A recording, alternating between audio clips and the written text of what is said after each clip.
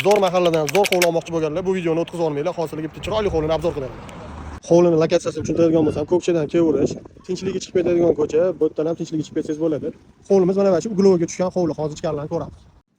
Darvozaxonadan kirishlar bilan bitta mashinaga bemalol joy bor. Tashqarida gazsovoy sanuzil, hammom, tualet yonma-yon joylashgan. Uyimiz umumiy ko'rinishini ko'rsanglar bo'ladi. 3 qavatda, 3 etaj ham jiloy qilingan. Xonalar soni 6 ta, uyimiz umumiy maydoni 3 sotixdan iborat. Bu yerda zeleniy zonalari ham bor ekan, ko'rsanglar bo'ladi. Va bitta tapchani ham qo'yib qo'yishgan ekan. Hozir uy ichini ko'rib chiqamiz. Uy ichidan kirishimiz bilan koridorning o'ng qo'lida zalimiz joylashgan ekan. Ko'rasizlar, yetarlicha yorug' va chiroyli remont qilib qo'ygan ekan.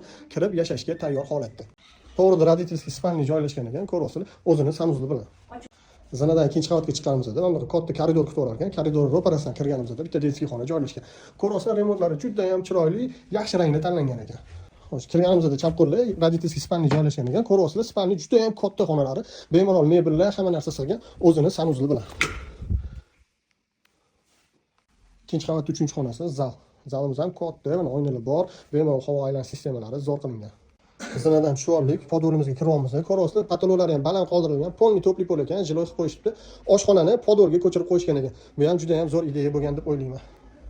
Shayxontohur tumani, Ko'kcha, Shoh Mahmudov ko'chasida joylashgan 3 sotuv, 6 ta xona, 3 ta sanuzildan iborat bo'lgan ushbu uyimizning narxiga keladigan bo'lsa $220 ming kelishadigan joyi bor. Aloqaga chiqinglar, baraka qilamiz.